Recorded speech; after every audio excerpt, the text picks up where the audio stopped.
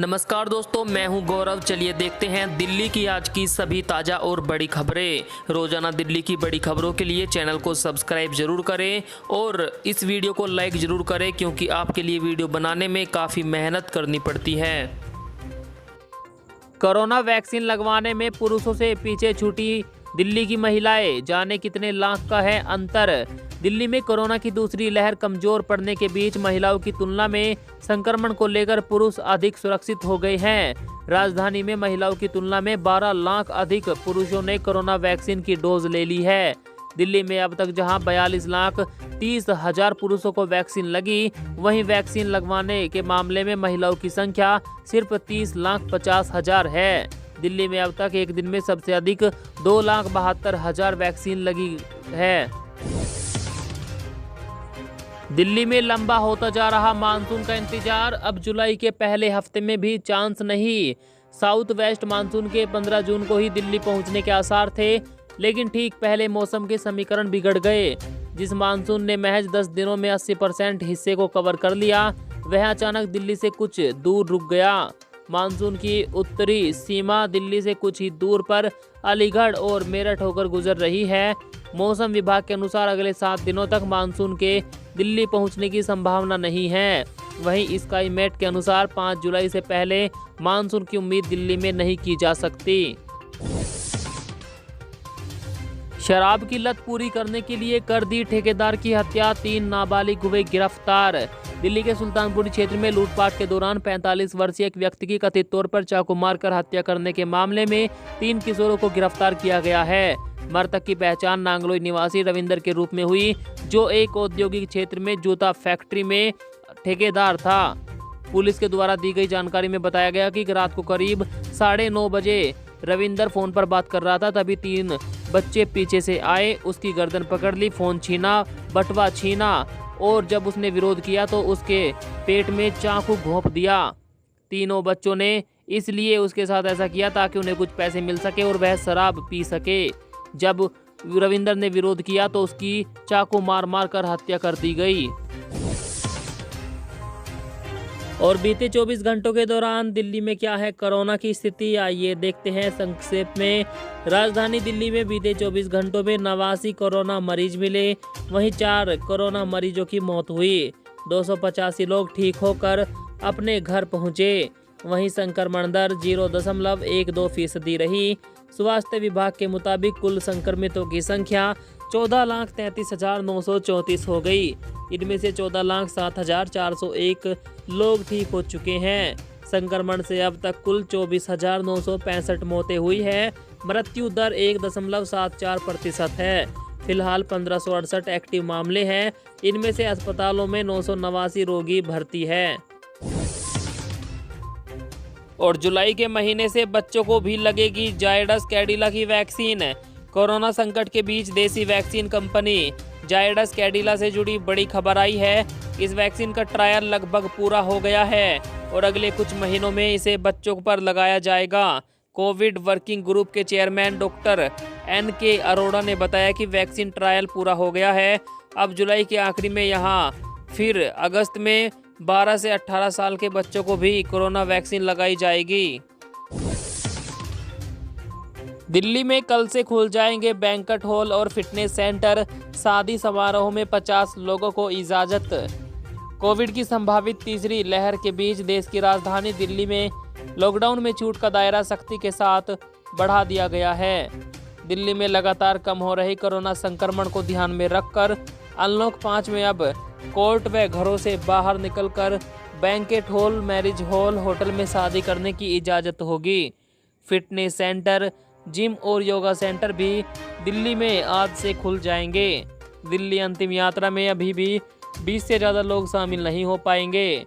वहीं आपको बता दें, शादी समारोह में 50 लोग इकट्ठा हो सकते हैं।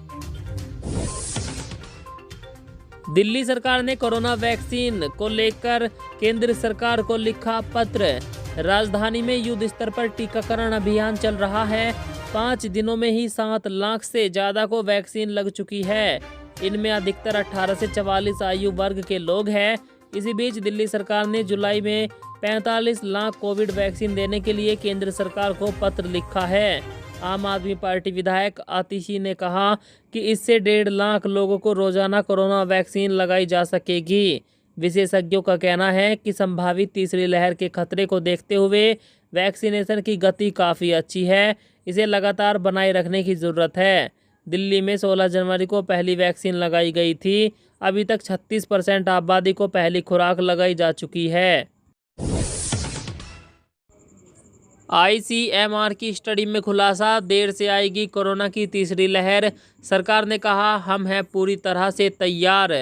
कोरोना वायरस की तीसरी लहर को लेकर बड़ी खबर आई है। दूसरी लहर अभी खत्म नहीं हुई कि देश के स्वास्थ्य विशेषज्ञों ने कोरोना की तीसरी लहर पर मंथन शुरू कर दिया। केंद्र के कोविड कार्यकारी समूह के अध्यक्ष डॉक्टर N.K. अरोड़ा ने कहा कि ICMR की स्टडी के अनुसार तीसरी लहर देर से आने की संभावना है। हमारे पास देश में हर किसी का टीकाकरण करने के लिए 6 से 8 महीने की विंडो है। आने वाले दिनों में हमारा लक्ष्य हर दिन 1 करोड़ खुराक देना है। वहीं सरकार ने कहा कि हम पूरी तरह से कोरोना की तीसरी लहर का सामना करने के लिए भी तैयार है। और अपने कर्मचारियों को कार और घर गिफ्ट करने वाले हीरा कारोबारी आम आदमी पार्टी में हुए शामिल। आम आदमी पार्टी ने गुजरात विधानसभा चुनाव की तैयारियां शुरू कर दी है। इसी क्रम में सूरत के मशहूर हीरा कारोबारी और सामाजिक कार्यकर्ता महेश सवानी आम आदमी पार्टी में शामिल हुए। दिल्ली के डिप्टी CM मनीष सिसोदिया ने कहा कि गुजरात की राजनीति नया मोड़ ले रही है। बता दें कि महेश सवानी हर साल अपने कर्मचारियों को दिवाली बोनस के रूप में घर और कार गिफ्ट करते हैं। उन्होंने 500 से अधिक लड़कियों की शादी भी करवाई है। मनमानी फीस वसूल रहा था स्कूल, दिल्ली सरकार ने किया अधिग्रहण। पंजाबी बाग स्थित स्वामी शिवानंद मेमोरियल स्कूल के खिलाफ मिली शिकायतों के आधार पर दिल्ली सरकार ने स्कूल मैनेजमेंट का अधिग्रहण करने का निर्णय लिया है। आरोप है कि स्कूल बच्चों से मनमानी फीस वसूल रहा था। साथ ही शिक्षा के अधिकार अधिनियम का भी उल्लंघन किया जा रहा था। अभिभावकों का आरोप है कि स्कूल द्वारा बच्चों को जानबूझकर परीक्षा में फेल करके दोबारा उसी कक्षा में पढ़ने के लिए मजबूर किया जा रहा था। दिल्ली सरकार ने अभिभावकों की शिकायतों के आधार पर जांच कमेटी का गठन किया था। रेस्टोरेंट में कस्टमर ने खाया 2800 रुपये का खाना और टिप में दिए 12 लाख रुपए। अमेरिका में एक शख्स ने रेस्टोरेंट में 2800 रुपये का खाना खाने के बाद वेटर को 12 लाख रुपए इनाम में दिए। ये देखकर वेटर के आंसू छलक आए। लंदन डेरी के stumble in bar and grill में एक शख्स ने 2 चिली डॉग, फ्राइड अचार, चिप्स और कुछ कॉकटेल ऑर्डर किया था। इसका बिल 2800 रुपये हुआ था। टिप देने के दौरान उस वक्त जो भी स्टाफ मौजूद था सबने टिप को बराबर बराबर बांटा। OTP बताते ही एम्स डॉक्टर के खाते से उड़ गए 5 लाख रुपए। एम्स के डॉक्टर चेतन कुमार से ठगी का मामला सामने आया है। दिल्ली स्थित एम्स अस्पताल के डॉक्टर से तकरीबन 5 लाख रुपए की ठगी हुई है। आपको बता दें, ठगी के 5 लाख रुपए में से करीब 3.25 लाख रुपए डॉक्टर को वापस भी मिल गए। ऐसा क्यों और कैसे हुआ, इस संबंध में deputy police commissioner cyber crime ने खुद ट्वीट करके जानकारी दी। ठगों ने डॉक्टर को मोबाइल सिम बंद होने का झांसा देकर OTP लिया और फिर खाते से पैसे गायब कर दिए। दोस्तों, अगर आपके पास भी ऐसे फर्जी कॉल आते हैं और OTP पूछा जाता है तो कतई ना बताएं। क्या कोरोना वैक्सीन की दोनों डोज लेने के बाद भी हो सकता है कोरोना?